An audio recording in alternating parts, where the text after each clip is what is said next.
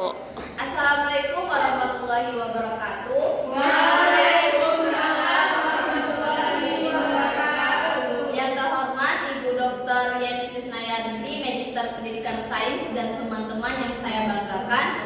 Saya Sulistia dengan NPM 204230145 akan mempresentasikan hasil proposal saya dengan judul Penerapan Model Problem Based Learning atau PBL berbantuan media puzzle untuk meningkatkan hasil belajar pendidikan Pancasila siswa kelas 5 SD Negeri Durian Terung. Untuk yang pertama, yaitu yang latar belakangi penelitian ini, yaitu pendidikan Pancasila berperan penting dalam membentuk karakter siswa sesuai dengan nilai-nilai Pancasila. Nah, berdasarkan hasil wawancara saya dengan wali kelas 5 SD Negeri Durian Terung, ditemukan beberapa permasalahan. Yang pertama itu ada hasil belajar siswa pada mata pelajaran pendidikan Pancasila masih terdapat sebagian siswa yang belum mencapai KKTP. Yang kedua itu siswa cenderung kurang aktif saat pembelajaran berlangsung, kurang fokus, serta belum berpartisipasi secara optimal dalam diskusi kelompok, sehingga masih sering menggunakan pendekatan yang berpusat pada guru. Selanjutnya itu adalah kemampuan membaca siswa juga belum merata. Yang hal ini juga menyebabkan beberapa siswa itu mengalami kesulitan dalam memahami materi dan menyelesaikan tugas pembelajaran. Nah, untuk mengatasi permasalahan ini, peneliti menerapkan model Problem Based Learning atau PBL berbantuan media puzzle. Model dan media ini dipilih karena dapat meningkatkan keaktifan siswa dalam diskusi, kerjasama kelompok, serta membantu siswa memahami materi dengan lebih mudah. Dengan demikian diharapkan hasil belajar pendidikan Pancasila siswa ini dapat meningkat. Dari latar belakang tadi, maka didapat rumusan masalahnya, yaitu apakah penerapan model PBL berbantuan media puzzle dapat meningkatkan hasil belajar siswa kelas 5 di SD Negeri Durian Terung. Dan dari rumusan masalah tadi, maka tujuannya yaitu adalah untuk meningkatkan hasil belajar siswa di kelas 5 SD Negeri Durian Terung pada mata pelajaran pendidikan Pancasila melalui model PBL berbantuan media puzzle.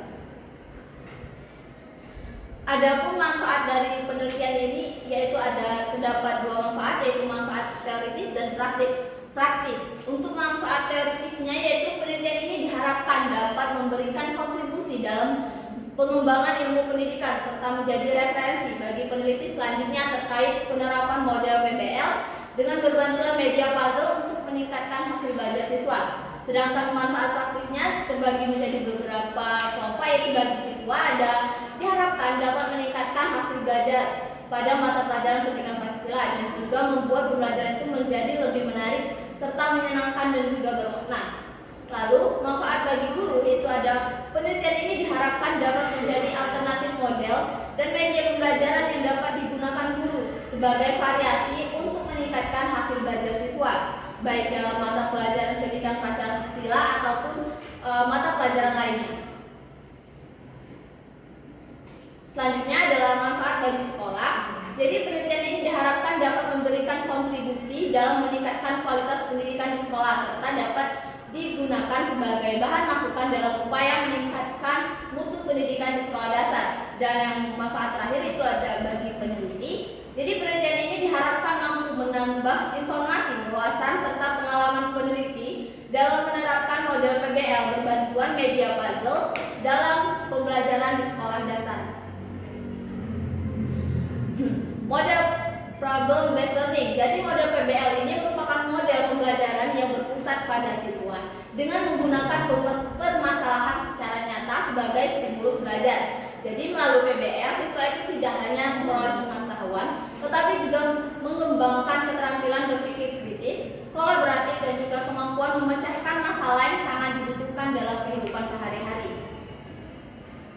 Adapun kelebihan dari model PBL ini, yaitu kelebihan utamanya dalam mengembangkan kemampuan berpikir kritis, pemecahan masalah, serta keterampilan sosial siswa.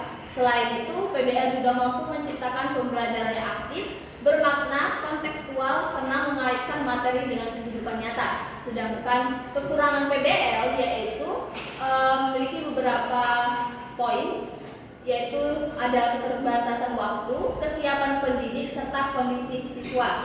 Oleh karena itu, penerapan model PBL ini perlu disesuaikan dengan situasi dan kondisi pembelajaran agar kelebihan yang dimiliki itu tetap dapat dimaksimalkan. Langkah-langkah PBL ini ada menurut Khairul Nisa pada tahun 2025 halaman 2335 dan 2336 dalam penelitiannya mengatakan bahwa PBL itu memiliki 5 langkah-langkah. Yang pertama itu ada orientasi siswa terhadap masalah. Yang kedua, mengorganisasikan siswa untuk fokus dalam pembelajaran. Yang ketiga, membimbing dan mengarahkan siswa dalam penyelidikan secara individual dan kelompok. Yang keempat itu mengembangkan dan menyajikan hasil diskusi peserta didik. Dan yang terakhir itu menganalisis dan menyebabkan proses pemecahan masalah. Selanjutnya ada media puzzle. Jadi media puzzle ini merupakan gambaran yang dibagi menjadi beberapa bagian.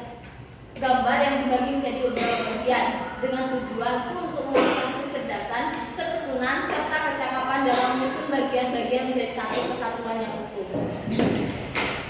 Untuk langkah-langkah permainan puzzle ini tadi kan disesuaikan dengan langkah-langkah PBL. Yang pertama itu ada orientasi siswa pada masalah. Jadi pada tahap ini guru itu melakukan apresiasi dan memberikan pertanyaan tematik agar siswa tertarik dan mengikuti pembelajaran.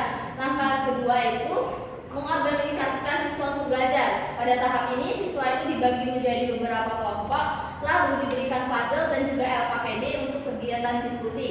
Yang tahap ketiga itu membimbing penyelidikan individu dan kelompok. Jadi pada tahap ini siswa menyusun dan mengamati puzzle, lalu mendiskusikan permasalahan pada LKPD.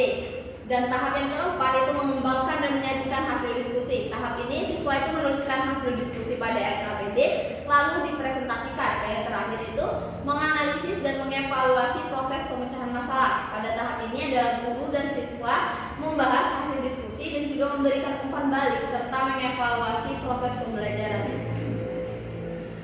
Hipotesis penelitian dari penelitian ini yaitu HA, itu terdapat pengaruh penerapan model PBL berbantuan media puzzle terhadap hasil belajar pendidikan Pancasila siswa kelas 5 SD Negeri Duren Terung. Dan H0-nya itu tidak terdapat pengaruh penerapan model PBL berbantuan media puzzle terhadap hasil belajar pendidikan Pancasila kelas 5 SD Negeri Duren Terung.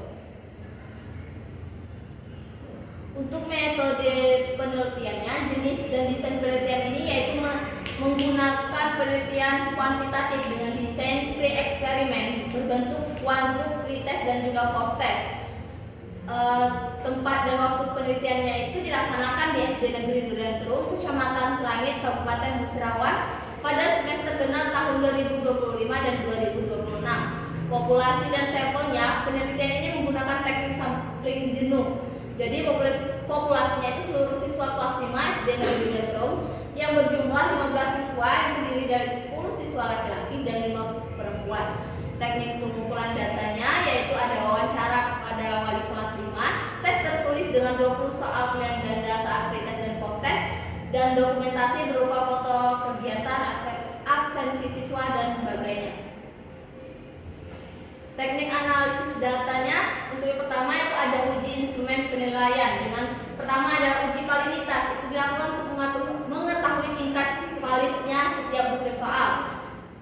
Yang kedua itu ada uji reliabilitas, yang dimana menurut Adi Kunto pada 2021 reliabilitas ini menunjukkan tingkat konsistensi suatu instrumen apabila digunakan berulang kali. Yang ketiga ada uji tingkat kesukaran, ini dilakukan untuk mengetahui tingkat kesulitan setiap butir soal. Dan yang keempat ada uji daya pembeda, ini dilakukan untuk mengetahui kemampuan soal dalam membedakan siswa berkemampuan tinggi dan juga rendah. Selanjutnya itu ada teknik analisis data. Jadi data penelitian akan dianalisis menggunakan statistik deskriptif dan juga inferensial. Jadi statistik deskriptif ini meliputi mean atau rata-rata, ketuntasan individu, dan ketuntasan klasikal. Selanjutnya dilakukan uji normalitas sebagai uji prasyarat, dan untuk mengatur tingkat peningkatan hasilnya digunakan uji NG. Sedangkan untuk menguji hipotesis penelitian digunakan fair sample t-test atau uji T karena penelitian ini menggunakan desain one group pretest post test design yang membandingkan nilai pretest dan post test dari kelompok yang sama. Ya. Baiklah, itu tadi pemaparan dari proposal saya. Terima kasih atas partisipasi teman-teman. Saya akhiri. Wassalamualaikum warahmatullahi wabarakatuh. Waalaikumsalam warahmatullahi wabarakatuh.